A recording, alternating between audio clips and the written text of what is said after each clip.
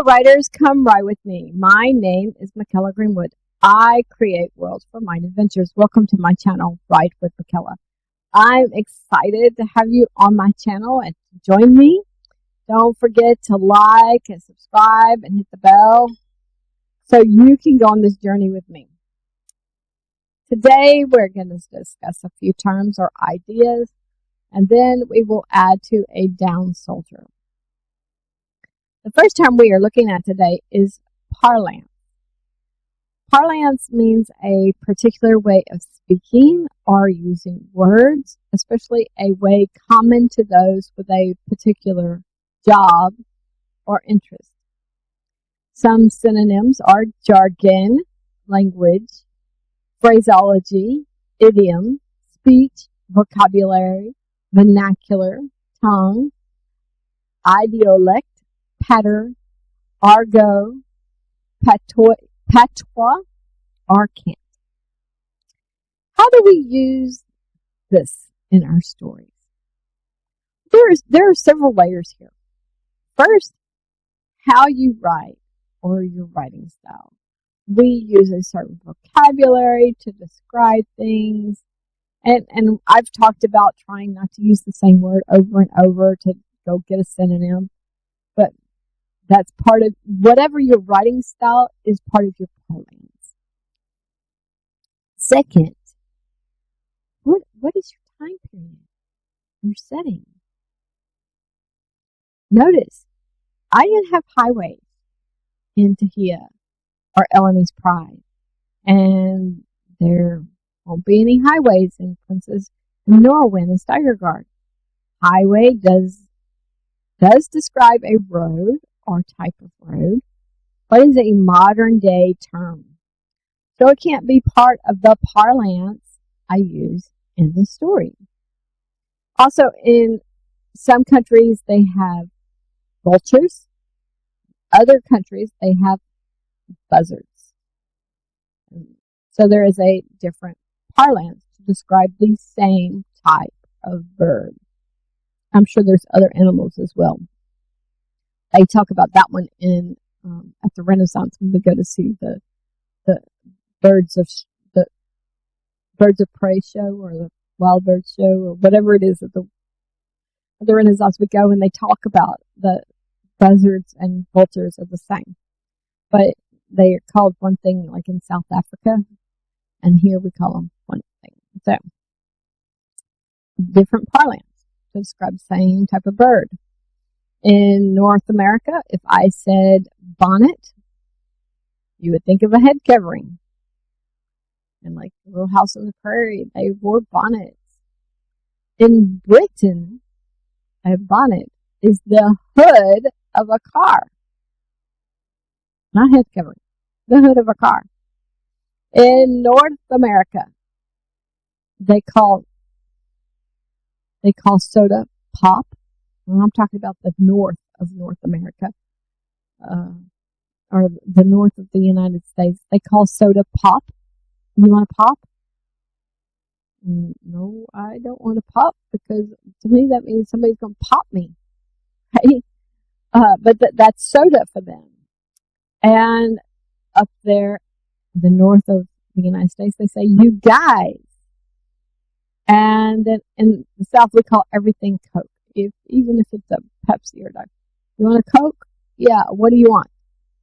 Like you already said Coke, technically, right? What do you want? Oh, I'll take a root beer, or I'll take a Dr. Pepper.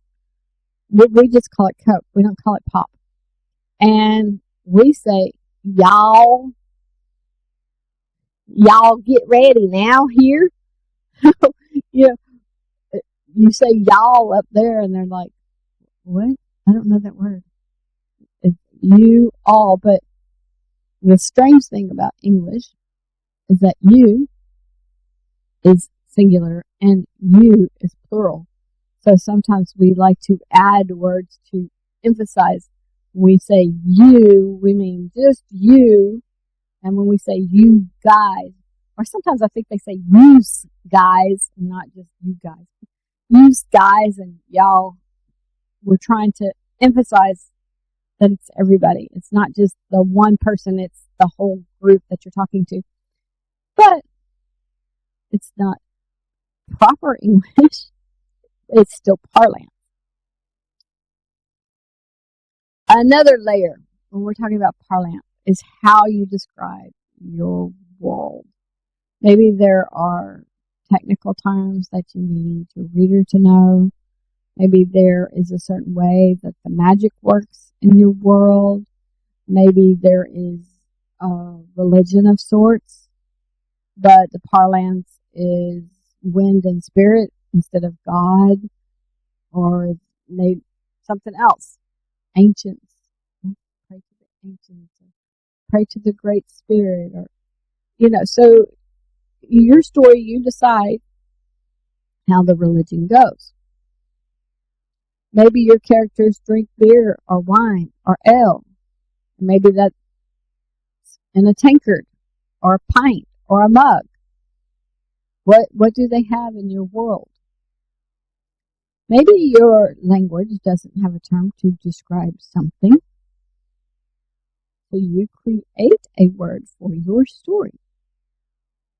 In my series, The King's Daughter, I have medicinalists instead of doctors. I don't have doctors. This person does kind of medicine with herbs and stuff, so it's a medicinalist. Leave a comment on a few words in your parlance and say if it's in your stories or in everyday life, if it's in your job, if it's like some of us will use different parlance with our children than we'll use with our friends. You kind of talk in a lower level for kids so they can get it. Now, our next term is verbose. Verbose is an adjective, and it means using or expressing things in more words than are needed. So we just talked about that. You is singular. You is also plural. We don't need you all. So when we're saying you all, we're expressing things in more words than are needed.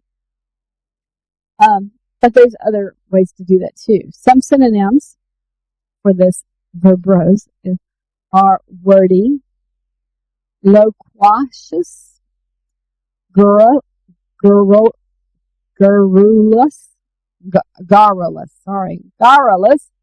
talkative, babbling, blathering, prattling, jabbering, gushing, long-winded, and a few more.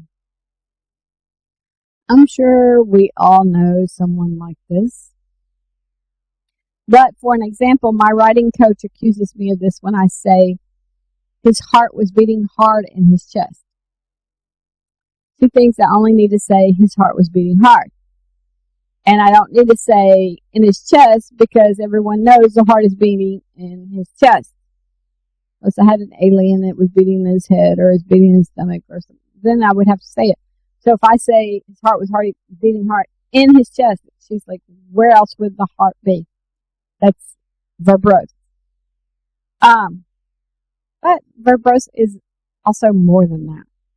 We authors are trying to paint pictures with our words, and we need to be careful not to add a lot of fluff. In our stories, we have characters who are verbose and very talkative, and we might need to describe how the other characters feel. They get agitated or annoyed with all the extra talking. Maybe the verbose character goes around Robin Hood's barn, idiom alert, to describe something, and the other characters just want him or her to get to the point.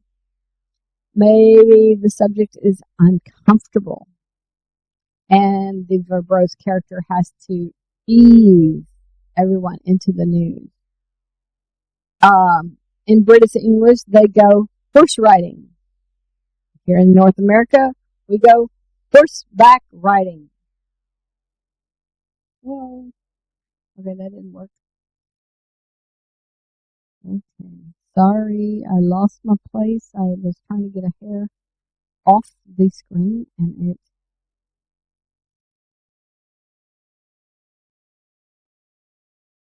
it just went cuckoo on me.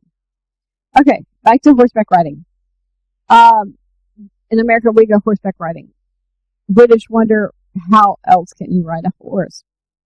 Or on what other part can you ride a horse? And think horseback is redundant.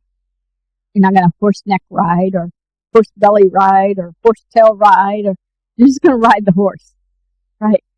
There was a comedian that I got that from. He was talking about Michael. What was his last name? And he was talking about the difference between English and American, and he was talking. He's hilarious. McIntyre, I think is his name. Michael McIntyre. So you go check him out. Leave a comment on something you always say that is verbose or considered verbose by others, or maybe something you put in your story. Do you say the heart was beating hard in the chest? What do you say?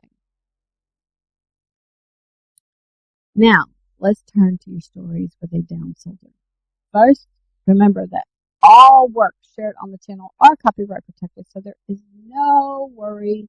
Send in your writing to Write with Mykela. It should be up there. writewithmykela@gmail.com. I look forward to reading your stories on the channel. Now, we've written on this 17 times. We started this story in season 3.1, episode 11. Of course, YouTube says 3-1, episode 11.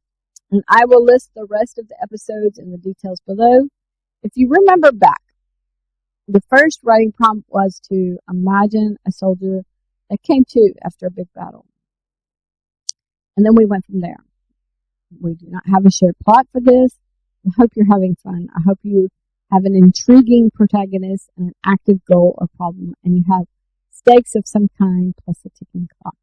And all of that is interrelated, building climax. These are the elements to a good story, along with some good editing. First draft is not a final draft. Now, pause the video, write a page or two, or at least a paragraph. A lot of writers aim for 500 words a day, so see if you can use this writing prompt to meet your own personal writing goal. Then come back, and I'll read what I wrote. Welcome back, writers. Now let me read what I wrote. Everyone got in the wagon to ride through the shield. Most almost protested that they couldn't leave Kamek, but they were driving the wagon the same way Kamek had walked. As they neared the shield, everyone but the man was nervous. Lillian pulled Sartla in her lap and started running her fingers through Sartla's hair. Burdock glanced over his shoulder one more time before he drove the wagon through the shimmering air. Once through the air, they all gazed around. It didn't seem like they were in the tunnel anymore. They could see the sun, tall grasses waving in the wind. They saw small flowers dotted through the field.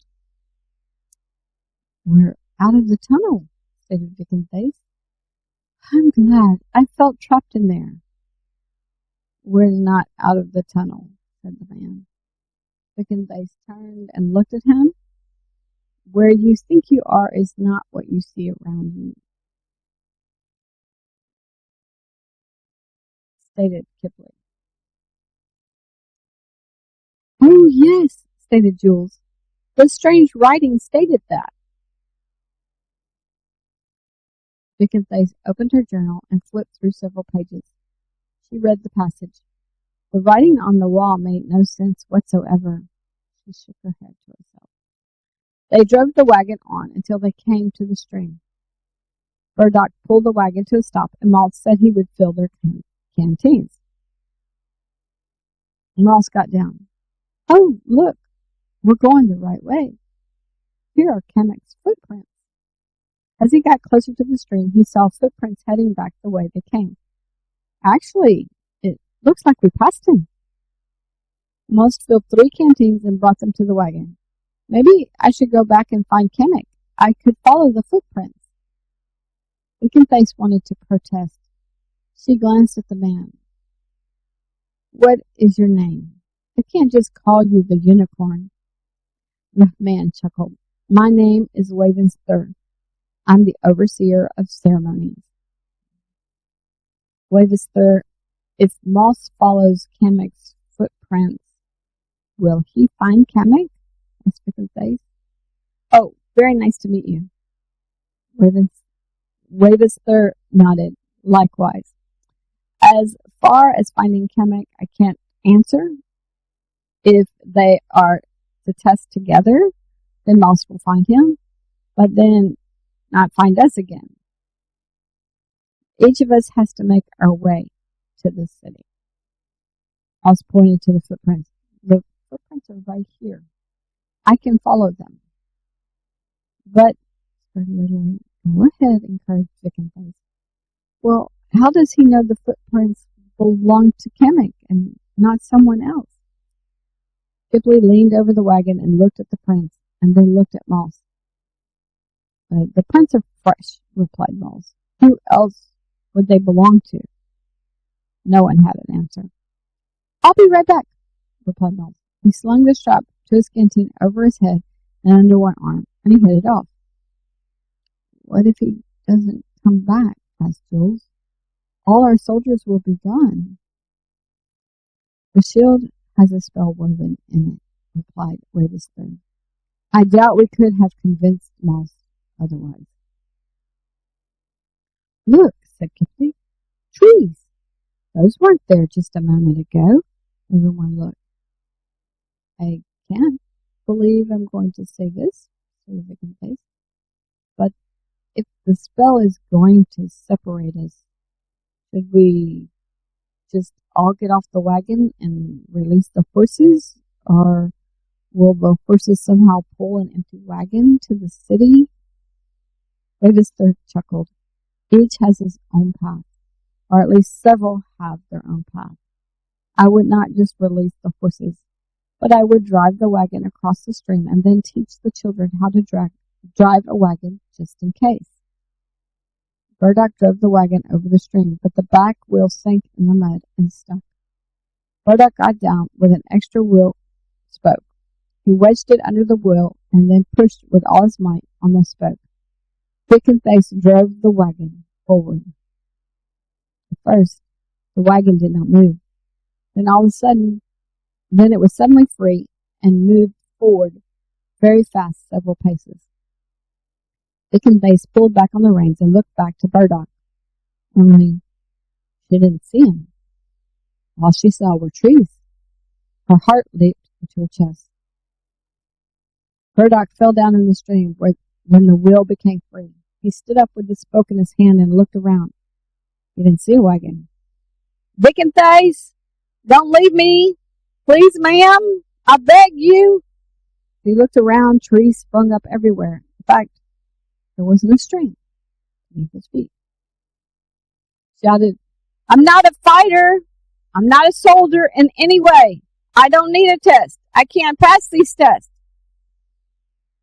Before him, a large brown shape was moving between the trees. Burdock realized it was a bear. The bear raised up and growled. Burdock turned and ran. He kept the spoke in his hand, but if you had asked him why, he wouldn't have known. Kamek paused. He thought back to about how many steps he had taken. He was quite sure he had taken at least an equal number of steps back, but he didn't know. Up ahead, he saw a campfire. He crept up to see what he could discern. A lizard person sat with his legs crossed under himself near the fire. Kamek went to pull his sword. The lizard person immediately looked at him. Why do you pull your sword? I'm sitting quietly, minding my own business. I've seen you and your people attack us over and over, stated Kamek. He raised his sword and got in stance. He used his peripheral vision to see if he could see any other lizard people. I'm not one of them whom you refer to, said the lizard person. But, sorry, Kamek. Then he changed to, what did you do with my friends? I've done nothing with anyone, said the lizard person. I'm just sitting here meditating.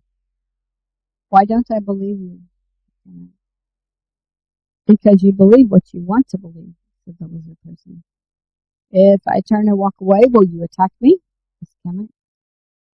I have no interest in you, said the lizard person. I just want some quiet. How did you get in here? Asked Kemet. Did your people make another chalice? Did they use the necromancy to reform you on this side? I've been here a long time, said the lizard person. I get up and walk around to gather more wood to add to my fire, and I sit and listen to the birds. Kemet acted like he was turning to go, but he looked over his shoulder. He took several steps away and turned back, but he did not sheath his sword.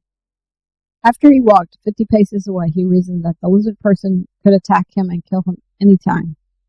So he sheathed his sword and continued back where he had encountered the stream. Still, he continued to look over his shoulder every few minutes. Kemet thought he heard a noise, so he stopped and turned back and gazed between the trees. He leaned to the left, leaned to the right, and he turned to walk again, when Burdock ran full into him and knocked them both down. Burdock yelled and jumped up and started running the other way. "Burdock!" called Kemet. Burdock was out of breath. He turned back. He was still carrying the spoke. "Kemet," he breathed, and he put both hands on the spoke and raised it so that he could swing it. "How do I know you are you? The unicorn was 3 people." Kemet pushed his eyebrows together. The unicorn was 3 people? "Are you okay, Burdock? Where are the others?" Burdock lowered the spoke. He motioned behind himself and told the story of how they got stuck in the stream. He then told Kemet of what Wavesthur told them. Kemet asked about Wavesthur, and Burdock told him it used to be the unicorn, but the spell released him, and that Wavesthur was the overseer of ceremonies. Kemet said, "Ah, that is something I do know. Okay, so we are on the same thought or something." Motion behind himself. "So the lizard person I saw might not be a lizard person?" Burdock shrugged. "I don't know. Maybe it was moss in disguise." Kemet shook his head. "No, I know moss. He would not be meditating." Kemet turned and looked behind himself. He stood thinking for several minutes. Kemet turned to Burdock. "If I go back to sea, well, then I'm just walking over the same ground over and over again. Seems like we need to find the city." He walked toward Burdock. "Come on, let's find Vic and Thace and the children." After Kemet passed him, Burdock said, there's a bear between us and the wagon." Kemet glanced over his shoulder. He thought a minute and then laughed. "Most would more likely be a bear than a lizard person. Come on." Burdock didn't want Kemet to leave him alone, so he followed after Kemet. After a few minutes, he ran to be beside him because he didn't want to be separated again. Vic and Thace had thought through things for a few minutes. "Okay, Jules and Kipling, climb over this seat. We were learning to drive this wagon." Both boys climbed over the seat, and Kipling took the reins. He tried to slap the horse's rumps like he had seen his father do, but the leather straps barely lifted and fell. Kipling tried again and said, "Hi-ya!" This time the wagon pulled forward. Kipling smiled broadly for a few minutes, but then he glanced over his shoulder. He saw Sartla still in Lillian's lap, but his dad and Moss and Burdock were not there. He became a little afraid, but he decided that he wouldn't let on, so Sartla wouldn't know. Okay, writers, that is what I'm adding today. The word count is a little over 1,600 words, which is about the same as the last time we wrote on this. Leave a comment on if you would get off the wagon for any reason at this point. Leave a comment on if you saw a bear, would you run? I've heard on the Discovery Channel that you were supposed to play dead. Like, just fall to the ground. But I don't know if that's for a particular type of bear or not. And I'm pretty sure that was the Discovery Channel, but I could be wrong there as well. So, would you run? Would you fall to the ground, play dead? I don't think I could fall to the ground and play dead because bears have claws and they scratching you would just. Ugh. Anyway, leave a comment on if you were lost. Would you go back for your friend Kamek? Leave a comment on if you think Kamek seeing a lizard person was a test of some kind.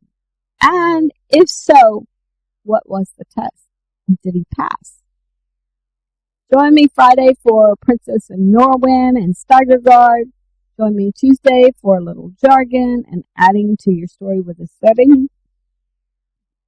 Leave a comment below on which story is your favorite so far. It could be your favorite that you are writing, or your favorite on the channel, or a favorite you have read.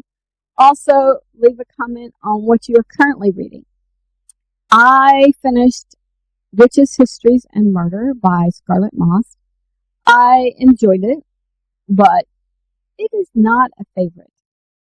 I'm debating on whether to read the next one or not. Now, I think it's a trilogy, and I do think the next two are in my cart at Amazon, but I haven't purchased them yet. So, I'm Tanya Kappas. I think that's how you would say her name. Is TanyakPappes. So she's got a magical cure. I'm reading that on my I got like 13 books from her on my tablet for like $27. And so I read the first and the second and third. I think I'm on the sixth one now.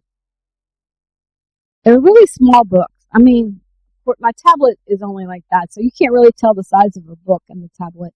When I finished book one, it was like page 204. So, but the print is fairly decent. There's not too many lines of text, and the print's not small. So I'm sure if it was a real book, it would probably be about 80 pages or so. It's a really small, thin book, and $27 for 13 books is reasonable. So I got it on my Kindle, and it's good. I've enjoyed it. The other ones, I told you I was reading the Sookie Stackhouse. Well, not Sookie, the Aurora Tea Garden mysteries. So doing those, and I had a hard time with Garth Nix books. Like book 2 and 3 were very hard for me to get through, and then 4 took me a while to get past the part with the personified wheel, Damas Primus or whatever they call her. Once I got past that part with her, and I was reading about author and things he was going through and Leaf and what she was going through, I really enjoyed Till Thursday or Lord, no, that's Lord Sunday.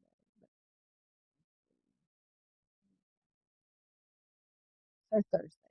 They're Thursday. And I got past that, and now I started Lady Friday, and it's been interesting. Now it's where the things are picking up. And my friend that had read the first one said that he has a lot of details because he has to describe his whole world because it's so different from what we have. So he has to describe his whole world. So book 1 was okay. Book 2, I had a hard time getting to, but once I got to a certain point, I enjoyed the rest of it. Book 3 got to a certain point, and I enjoyed the rest of it. Book 4, but book 5 is where I've started enjoying the whole book so far. And of course, I'm still reading How to Get to Know a Person by Dave Brooks as well. So, leave a comment on if you recommend a book or author. Also, have you read any classics that you would recommend, like Pride and Prejudice or of Mice and Men or Lord of the Flies, or or even if something older like Romeo and Juliet or whatever. If you've read any of those, leave the comments and um, recommend them or don't recommend them. Oh, I read this, but I didn't like it, blah, blah, blah. That's fine. You can say those things too. Just like I said, the witches' histories and murders, it was okay. But there were certain things in it that I didn't like. And part of that is because I work in a law office. I may have already told you this, but anyway, I worked in a law office, and the first couple of scenes, this Phoebe was inheriting something from the will, and she didn't know why. And there were 3 of them that were inheriting the island and the house and the will, and they couldn't sell it. But one of the other people was the lawyer who helped prepare the will and got the will signed. Well, I live in Texas. In Texas, a lawyer that is inheriting from a person cannot make that will, and they cannot be a witness on that will. They cannot be part of that signing. In Texas, you have to have 2 witnesses and a notary. So 2 witnesses and a notary, and none of those people can inherit anything or be beneficiaries in any way of that will. So it was just like, because the law office where I work, we've fought against wills that were done that way, where they had just one signature, or there was one will where the beneficiary actually wrote out the will because the person could no longer write, and so they had it signed. So our office didn't believe it was the true will from the other heirs from the first will. And because she had done the first will, we were like arguing that she knows the procedures, she knows how this is done, she would know this is not right. So we won that, but that other will was considered fraud, and it got thrown out so that the rightful people could inherit. So if you don't know all of that stuff, you probably would have enjoyed Scarlett Moss's book, and it would have been just fine for you. But that's my experience. That's my perspective. So I was just like, no, that's not right. Somebody else in her, some other lawyer in her law office would have had to do that. But of course, then we talk about not putting in too many words and not overstating things and making it simple and not telling us where every blade of grass grows and so on. So maybe Scarlett Moss just didn't want to bog down the book with all those legal details. You might enjoy it if that's not your background, that's not your perspective. You might enjoy Witches, Histories, and Murders. You might enjoy Tanya Knapp's The Cozy Mystery. I'll have to get the name of that series. It's hard to get it because all 13 books are in one file space on my Kindle. It's hard to read everything. So I'll have to look that up and get that for you. Don't forget to visit my website, Mykela.com, read some character bios, send your writings and your chapters to writewithmykela@gmail.com, and leave comments on your favorite characters, your favorite stories, anything, all the things. If you hit like and subscribe and the bell notification, then we will continue to write together, and other people will have a higher chance of finding this video and this channel, since your likes will push the video out to a greater audience. Thank you for joining me today. I really appreciate your participation. If you know someone who would like this video, please share it with them. This is Mykela with Write with Mykela. Bye for now.